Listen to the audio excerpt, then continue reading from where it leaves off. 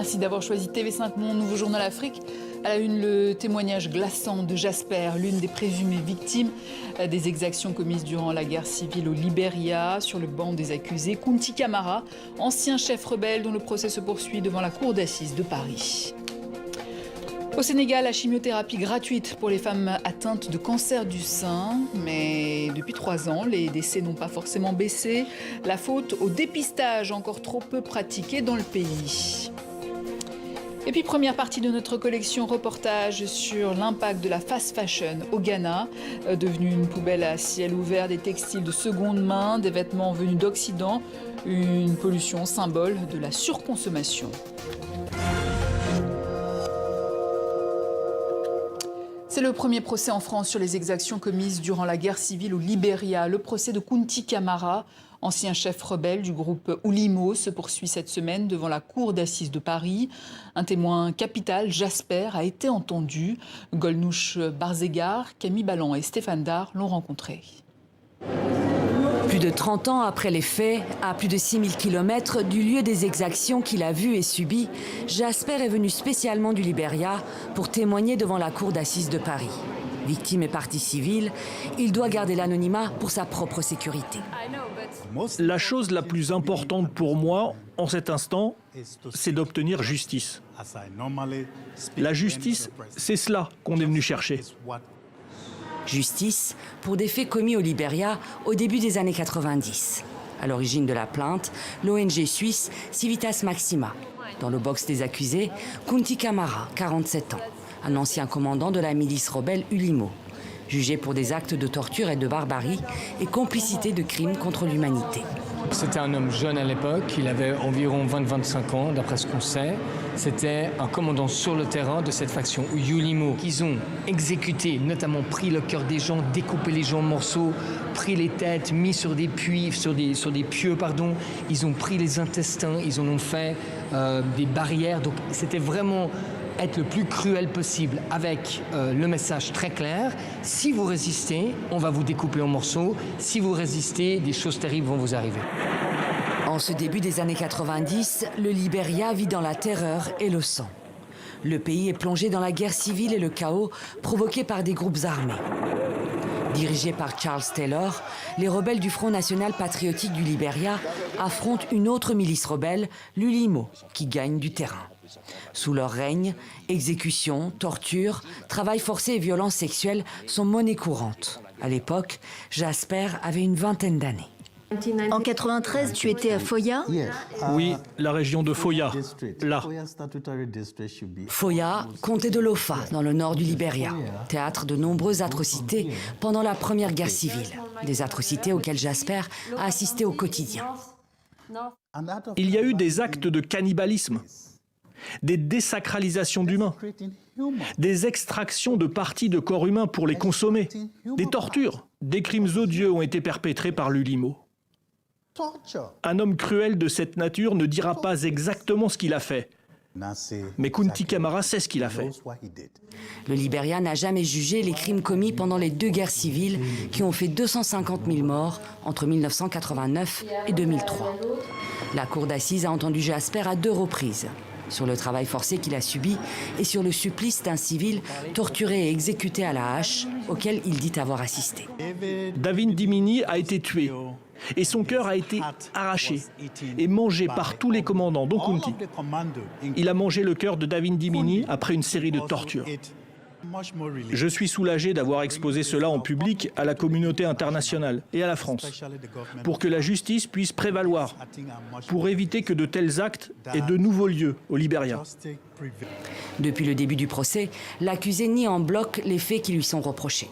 Monsieur Kamara n'a été que soldat pendant l'Ulimo, avec un grade moyen de commandant. Il était sur le front et il n'a jamais commis les moindres exactions à l'arrière du front. Effectivement, des exactions ont été commises à cette époque-là au Libéria, mais il n'y a jamais pris part, il n'y a jamais participé. Kunti Kamara risque la prison à perpétuité. Le jugement est attendu début novembre. Autre procès en RDC, cette fois celui de 5 Congolais pour l'assassinat en 2021 de l'ambassadeur d'Italie, Luca Attanasio, tué par balle après avoir été pris dans une embuscade. Il nie les faits. Un 6e prévenu en fuite est lui aussi jugé par défaut par le tribunal de garnison dans l'enceinte de la prison militaire de Ndolo, où sont détenus les accusés. Jean-Luc Eguezier. La petite tente dans une cour de la prison de Ndolo à Kinshasa reflète mal l'importance du procès qu'elle abrite. Les 5 hommes qui comparaissent sont accusés de l'assassinat de l'ambassadeur d'Italie en République démocratique du Congo. C'était en 2021 dans l'est du pays.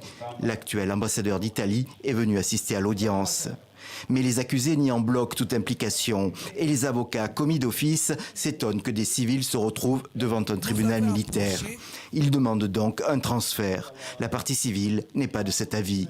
Je suis très certain que la défense a consulté le dossier et s'est réalisé qu'effectivement, il y a eu usage d'armes de guerre et qu'à ce sujet, la compétence de la juridiction, la compétence personnelle des juridictions militaires est justifiée par cet alinéa. En février 2021, la mort de Luca Attanasio, ambassadeur d'Italie, de son garde du corps ainsi que d'un chauffeur congolais du programme alimentaire mondial avait suscité un grand émoi. Des hommes armés avaient attaqué leur convoi humanitaire au nord de Goma, près du parc des Virunga. L'événement fut vu comme un nouvel exemple du chaos régnant dans une région en proie aux groupes armés. En janvier dernier, lors de l'arrestation des suspects, la police a expliqué qu'il s'agissait de criminels qui voulaient kidnapper l'ambassadeur. Leur procès donnera peut-être d'autres détails. S'il se poursuit devant cette juridiction militaire, le tribunal donnera sa réponse la semaine prochaine. Au Sénégal, voilà 3 ans que la chimiothérapie est gratuite pour les femmes atteintes d'un cancer du sein, une mesure qui n'a pas permis de faire baisser drastiquement les décès. Le problème reste le dépistage, encore trop peu pratiqué aujourd'hui dans le pays. Reportage à Dakar, Clément Bonnereau. Dans cette salle d'attente d'un centre médical de Dakar, ces femmes sont venues se faire dépister contre le cancer du sein. Pour beaucoup, la démarche est loin d'être une habitude. La dernière fois que je suis allée faire une mammographie, c'était il y a longtemps, peut-être 5 ou 6 ans. Maintenant, on dit que si ce n'est pas l'octobre rose, tu vas payer 60 000. Si tu n'as pas de travail, tu ne peux pas avoir les moyens pour payer. Au Sénégal, les femmes de plus de 40 ans sont invitées à réaliser une mammographie tous les 2 ans. Le coût varie de 40 000 francs CFA, soit environ 60 € dans un hôpital public, à 60 000 francs CFA, soit 90 € dans une clinique privée. Un prix dissuasif pour beaucoup de Sénégalaises, comme pour Seynabou. Elle profite aujourd'hui d'un dépistage gratuit organisé par l'association Cancer du Sein Sénégal. C'est gratuit, je l'ai entendu hier à l'annonce. Je me suis dit pourquoi pas. Pourquoi pas. Sinon, vous n'y seriez pas forcément. Effectivement, ouais. Des fois, je dis j'attends l'octobre rose, c'est moins coûteux. Mais tu attends jusqu'à... Malgré l'instauration de la gratuité de la chimiothérapie il y a 3 ans, 70% des femmes atteintes du cancer du sein décèdent au Sénégal. La faute, selon les associations, à un dépistage trop tardif. Donc on va commencer par le sein droit.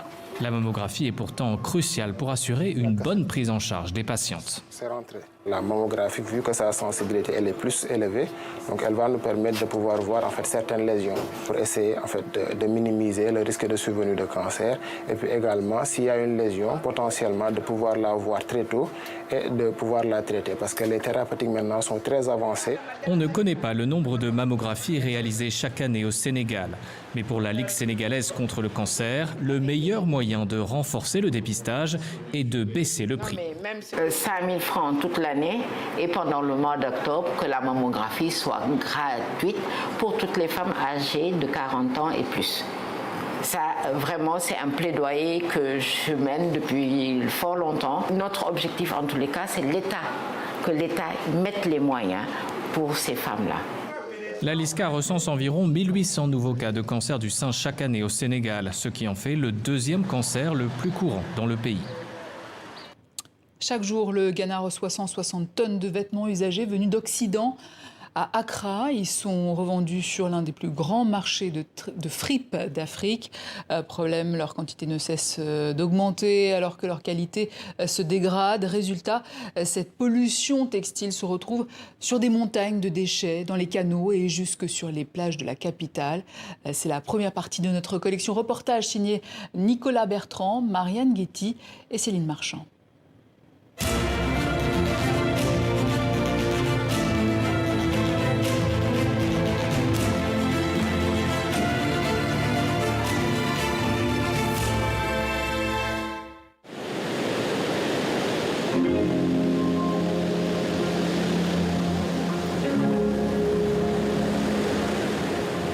Sur cette plage du Ghana, bordée par l'océan Atlantique, ils sont une centaine à s'être donné rendez-vous pour une session de nettoyage.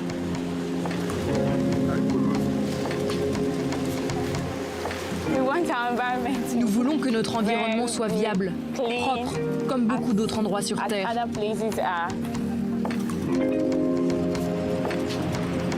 L'organisateur de cet événement, c'est lui, Richmond Kennedy Carco. Il a écrit une thèse sur la pollution de l'océan par les plastiques et il essaie aujourd'hui de sauver cette plage sur laquelle il jouait au foot adolescent. Chacun fait son maximum, mais il y a pourtant un déchet auquel personne ne s'attaque. Oui, on les appelle les tentacules. Certains bénévoles les appellent les araignées, d'autres les monstres. Ces monstres, ce sont des kilos de vieux vêtements enchevêtrés qui peuvent mesurer plusieurs dizaines de mètres ensevelis dans le sable. Ils sont trop lourds pour être déterrés. Donc les volontaires ne ramassent pas ça. Même si on s'y met à plusieurs, par exemple, pour tirer. Ah, c'est un cauchemar. J'y penserai encore ce soir. C'est ce genre de choses qu'on trouve. C'est un t-shirt.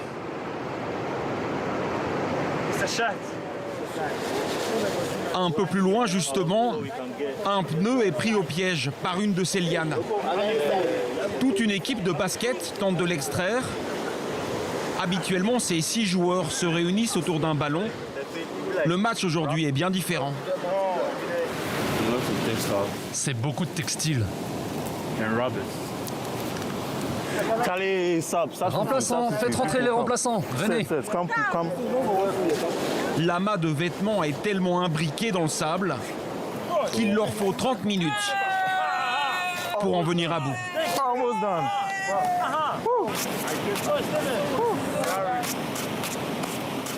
Sea waste on 3. 1, 2, 3. Sea waste.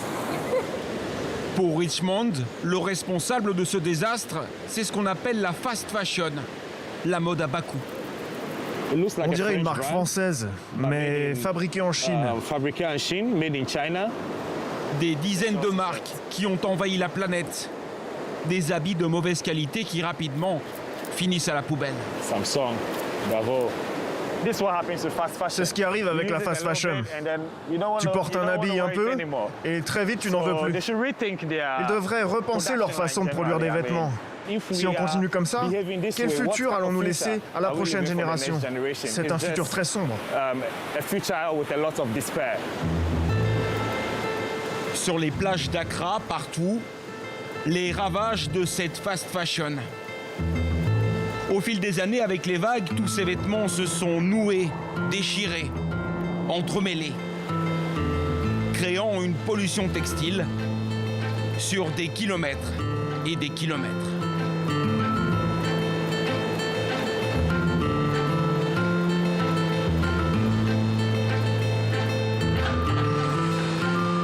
Pour comprendre comment ces vêtements sont arrivés là, il faut se rendre au port d'Accra.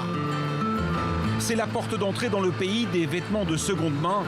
Ils arrivent par containers entiers.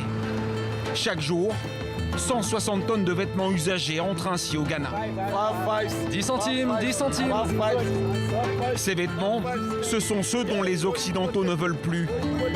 Soit ils ont été jetés et envoyés pour recyclage, soit ils ont été donnés à des associations. Mais au final, la majorité de ces fripes ne restent pas en Occident. Elles sont revendues à des grossistes, des importateurs Un marché qui représente des milliards d'euros chaque année. Et elles finissent en partie ici, au Ghana, devenue la poubelle des textiles du monde.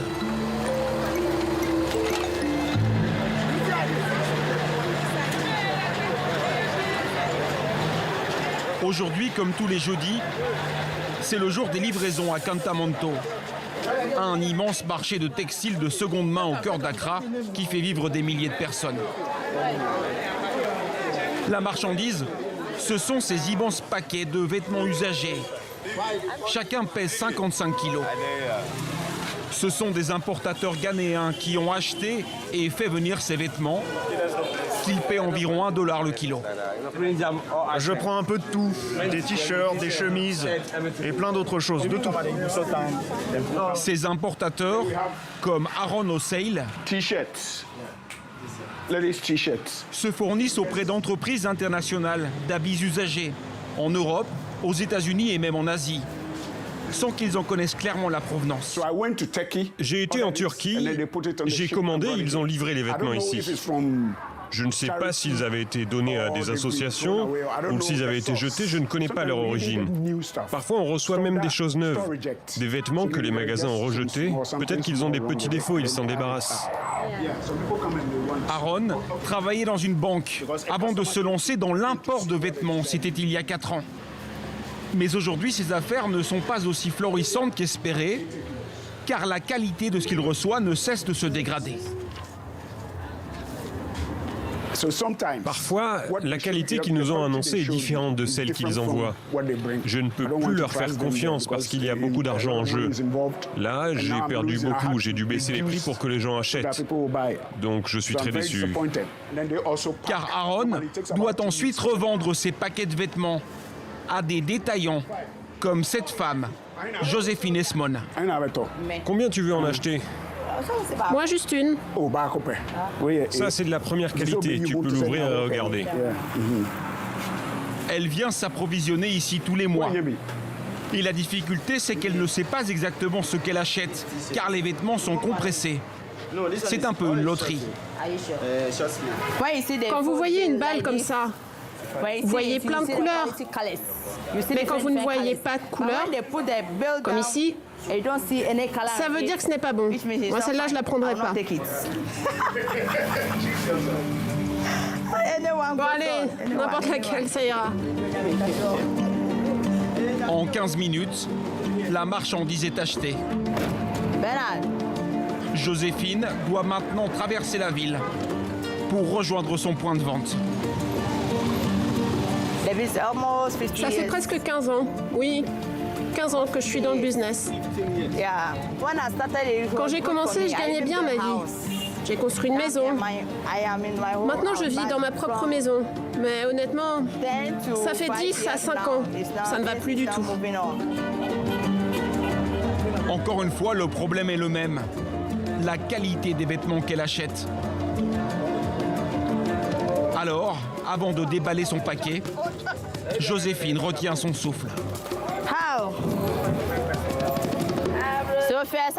D'abord, je vais prier pour que Dieu m'aide et que les vêtements soient beaux.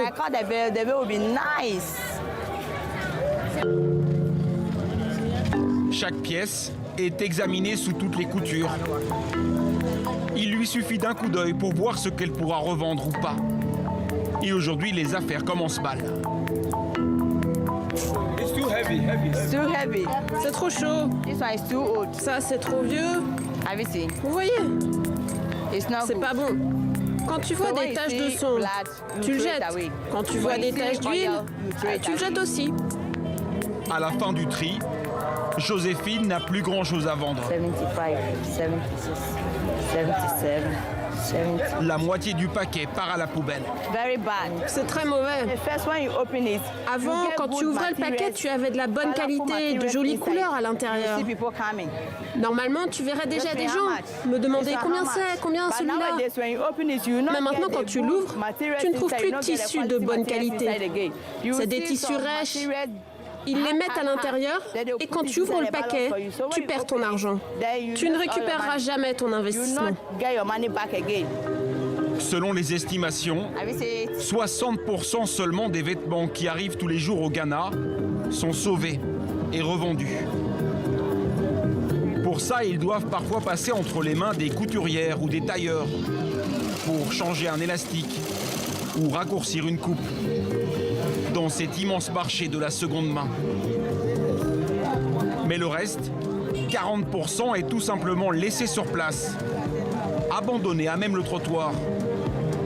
Tous les vendeurs font ça, même Joséphine. Si je les ramène chez moi, les porteurs me demandent 60 centimes d'euros tous les jours. Et personne n'achète ça. Chaque jour, je dois payer 60 centimes. Donc c'est mieux que je le laisse ici et que je rentre chez moi. Demain, quand je reviendrai, ils ne seront plus là. Quelqu'un les aura ramassés.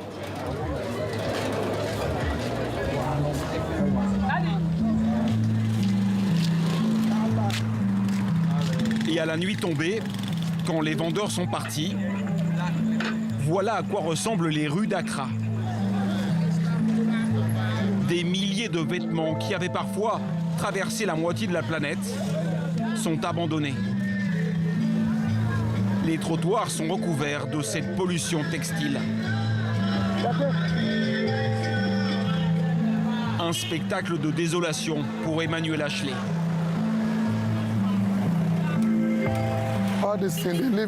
Tout ça, ils les laissent traîner sur place. Ce sont des vêtements de seconde main. Quel gâchis. Emmanuel est en charge de l'équipe de nettoyage dans ce quartier de la ville. Vous voyez, les vieux sacs usés. Sur la route, ils les laissent.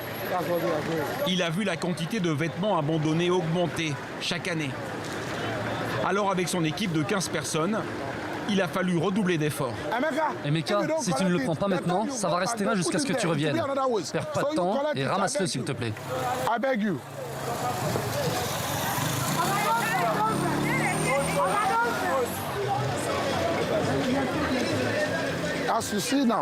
Vous voyez là la quantité qu'il ramasse. Demain, ça sera la même histoire. Ça nous donne beaucoup de travail, un travail difficile. Il y a plus de déchets textiles que de déchets ménagers. Ce n'est pas normal. Il faut que ça change. Mais au lieu de changer, le Ghana s'enfonce dans un cercle vicieux. Vu qu'en Occident, la consommation de vêtements bon marché est toujours plus forte. Vas-y, avance doucement, on y est presque. Ici au Ghana, les arrivages de ces fripes de mauvaise qualité explosent. Un marché de la misère qui s'étend toujours.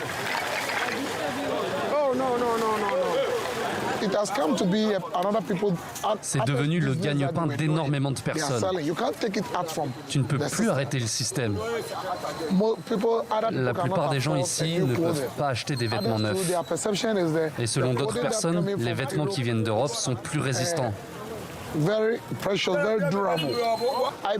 pense qu'ils devraient trier les vêtements en Europe. Ça serait mieux qu'ils fassent des vérifications approfondies. Et comme ça, ils n'enverraient que les bons vêtements ici. Et ils laisseraient les mauvais en Europe.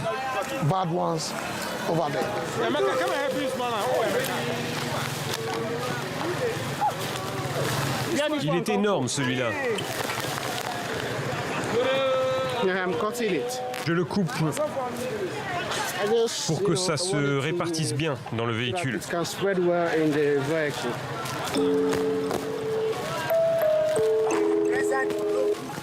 Vers 2 h du matin, le camion est rempli. C'est l'heure de prendre la route jusqu'à la décharge. On doit aller à un nouveau site. L'ancien est complètement rempli. La capitale n'arrive plus à faire face à tous ces déchets. Il n'y a plus de place. Alors il faut les envoyer toujours plus loin. Au petit matin, après 2 heures de route, les camions arrivent dans cette nouvelle décharge. Une colline artificielle qui est sortie de terre en 5 ans à peine.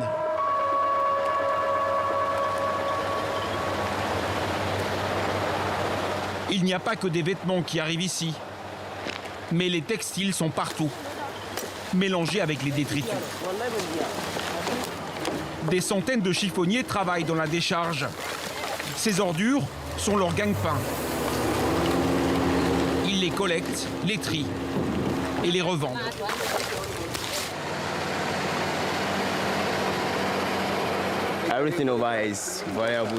Tout ici a de la valeur pour nous. Certains ramassent des déchets plastiques, d'autres des métaux.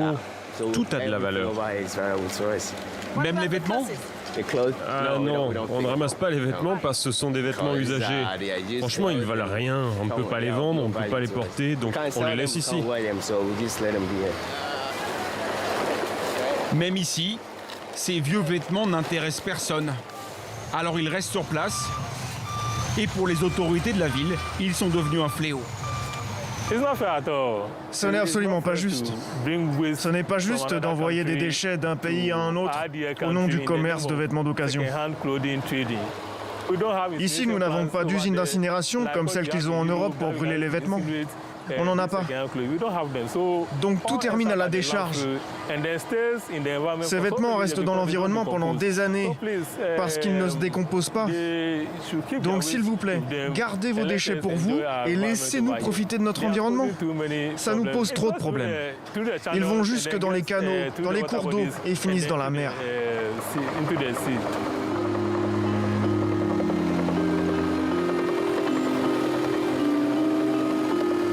Et effectivement, cette pollution textile se retrouve partout, pas seulement dans les décharges officielles, mais aussi le long des rivières, des canaux, jusqu'au milieu des quartiers. La deuxième partie de ce reportage à retrouver demain. Excellente suite de programme à vous tous sur TV5 Monde.